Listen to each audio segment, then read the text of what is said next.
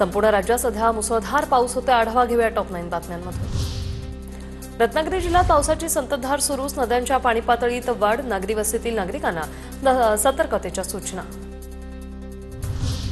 परभणी जिल्ह्यात गेल्या 2 ते 3 दिवसांपासून जोरदार पाऊस। पूर्णा तालुक्यातील लिमला महसूल मंडळात 4 दिवसात 80 मिलीमीटर पावसाची नोंद। सोयाबीन, ऊस आणि कपाशीचं नुकसान। यवतमाळच्या आर्णी तालुक्यात अनेक गावात पैनगंगा नदीच्या पुराचं पाणी, अनेक ठिकाणी शेती जलमय। पैनगंगा नदीकाठावरील गावात पूर परिस्थिती। छत्रपती संभाजीनगरच्या शिवना टाकळी प्रकल्पाचे 3 दरवाजे उघडले। शिवना नदीपात्रात पाणी सोडल्याने काही गावांच्या पाणी पातळीत वाढ होणार आहे। बारवी धरण पूर्ण क्षमतेने भरलं, ठाणे जिल्ह्याची पाणी चिंता मिटली। धरणातून पाण्याचा विसर्ग, नदीकाठच्या गावांना आणि प्रशासकीय यंत्रणांना सतर्क राहण्याचे आदेश। छत्रपती संभाजीनगर जिल्ह्यात मुसळधार पाऊस, करमाड परिसरात ढगफुटी सदृश्य पाऊस। लाहुकी नदीला पहिल्यांदा दुथडी भरून वाहू लागली, शेतामध्येही मोठ्या प्रमाणात पाणी साचलं।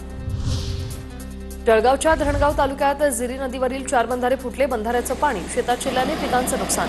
खोलीकरण केल्यामुळे हे बंधारे फुटल्याचा शेतकऱ्यांचा आरोप। जळगावच्या धरणगाव तालुक्यातील सातखेडा गावात अतिवृष्टी, शेतात पाणी साचल्यानं संपूर्ण शेत पाण्याखाली। तातडीने नुकसानीचे पंचनामे करून भरपाई देण्याची शेतकऱ्यांची मागणी। गोंदिया जिल्ह्यातील अर्जुनी मोरगाव तालुक्यातील इटियाडोह धरण ओव्हरफ्लो, शेतकऱ्यांनी सिंचनाची चिंता मिटली।